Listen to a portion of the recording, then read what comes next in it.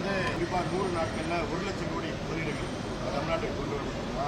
தமிழ்நாடு முதலமைச்சர் அதாவது கடந்த திமுக ஆட்சியில் 5 ஆண்டு காலத்தில் நாங்கள் 12,16,000 கோடி முதலீடு கொண்டு வந்திருக்கின்றோம் என்று சொன்ன மாதிரி இருக்கக்கூடாது. அதாவது புரிந்துணர்வு ஒப்பந்தம் வேற, உண்மையான முதலீடு வேற. மெமரண்டம் MOU வேறு. அது வந்து எவ்வளவு இன்வெஸ்ட்மெண்ட் நடக்குது, எவ்வளவு முதலீடு நடக்குது, அது வந்து வேறு. அது உண்மையா வரணும். கடந்த காலத்தில் நம்ம பார்த்துட்டோம், எவ்வளவோ பார்த்துட்டோம். இப்போ திமுக ஆட்சியில் 5 ஆண்டு காலத்தில் 12,16,000 கோடின்னு சொன்னாங்க. ஆனா ஆக்சுவல் இன்வெஸ்ட்மெண்ட் எவ்வளவு தெரியுமா வந்திருக்குது? கிட்டத்தட்ட 1.5 லட்சம் கோடி தான். அது போன்று இருக்கக்கூடாது. அதனால அது மட்டும் இல்ல, இப்போ முதலீடு வந்ததுன்னா மகிழ்ச்சி. ஆனால் அதுக்கேற்ப வேலை வாய்ப்புகள் உருவாகணும். ஏன்னா இன்னைக்கு வேலை இல்லாததான் கிட்டத்தட்ட தமிழ்நாட்டில் 1 கோடி இளைஞர்களுக்கு, படித்த இளைஞர்களுக்கு மேல வேலை இல்லாம இருக்கிறாங்க. அவங்களுக்கு வேலை வாய்ப்பு உருவாக்கணும். அது இல்லாம இன்னும் முக்கியமான ஒரு சட்டம், என்ன சட்டம்னா, தமிழ்நாட்டில் தனியார் தொழிற்சாலைகளில் 80 விழுக்காடு வேலை வாய்ப்புகள் உள்ளூர் இளைஞர்களுக்கு வழங்க வேண்டும் என்று சட்டத்தை கொண்டு வர வேண்டும். இந்த சட்டம் ஆந்திரா, கர்நாடகா, மகாராஷ்டிரா, ஹரியானா, குஜராத்தில் சட்டம் இருக்கிறது. இது தமிழ்நாடு கொண்டு வரணும். இது தேர்தல் வாக்குறுதியில் தவக அரசு வந்து இது கொடுத்திருக்கிறாங்க. அதெல்லாம் கொண்டு வாங்க, சீக்கிரம் கொண்டு வாங்க, வந்து வேலை வாய்ப்பு உருவாகும்.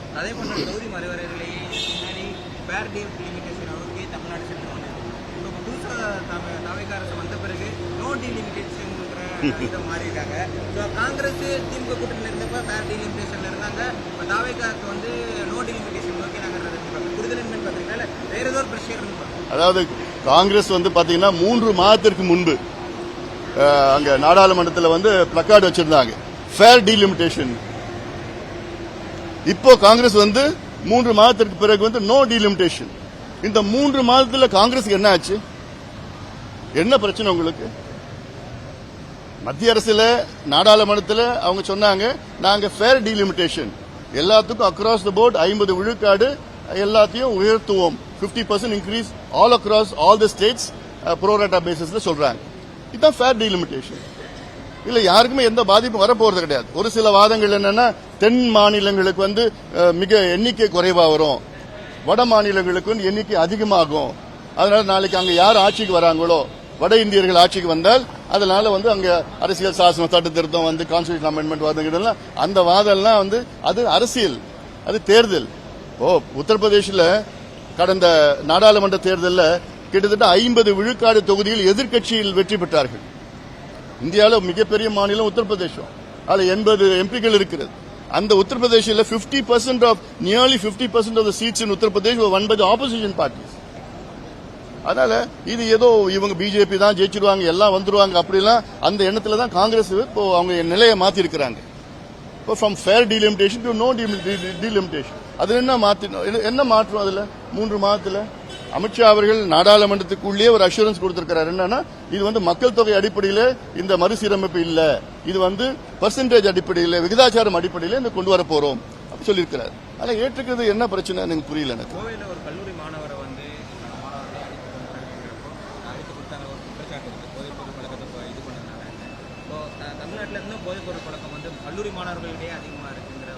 அதுதான் இந்த 5 ஆண்டு காலம் வந்து அந்த பழக்கத்தை ஊக்குவித்துனா மறைமுகமாக நேரடியாக எல்லா வகையிலையும் ஊக்குவித்தது கடந்த திமுக ஆட்சி தான்.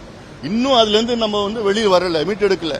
ஏன்னா லட்சக்கணக்கான இளைஞர்கள் இந்த போதை பழக்கத்துக்கு அடிமையாகி அவங்க மீட்டெடுக்க வேண்டும், கண்டறிய வேண்டும், அந்த சோர்சஸ் எல்லாம் வந்து அது குறைக்க வேணும், எல்லாம் இருக்குது, நிறைய பிரச்சனைகள் இருக்கு. அதுல இன்னும் தீவிரம் இந்த அரசு காட்ட வேண்டும்.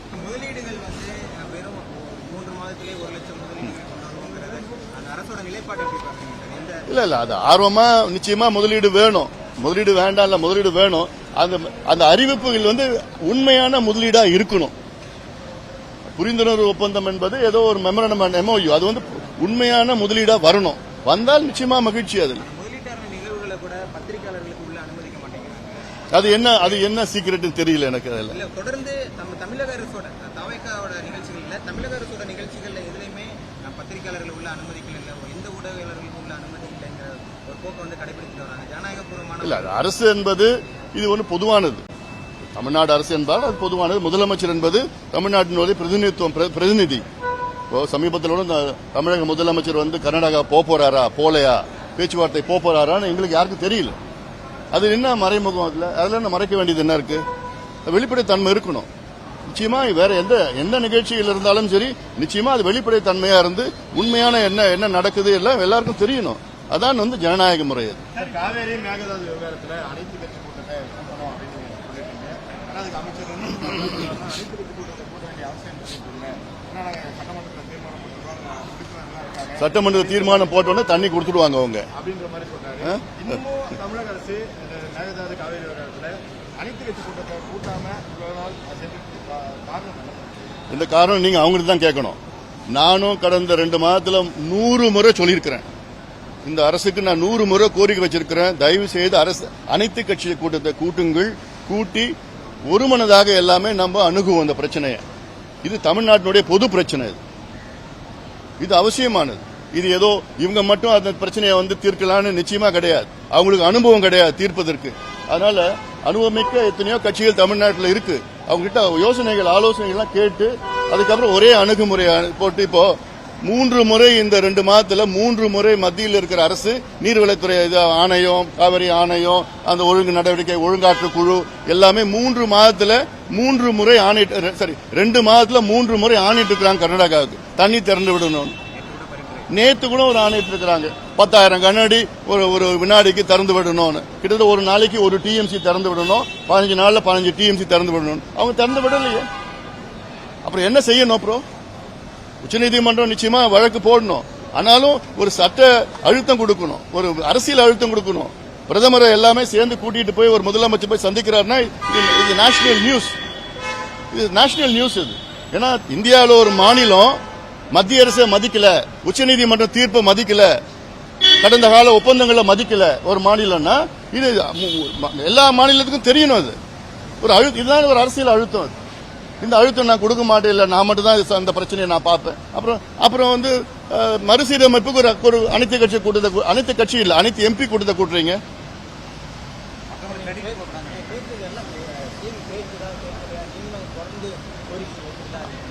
அது என்னுடைய கடமை. அது கேட்கிற வரைக்கும் நாங்க பேசிட்டு தான் இருப்போம், கேட்க வைப்போம், கேட்கிற வரைக்கும் பேசிட்டு தான் இருப்போம்.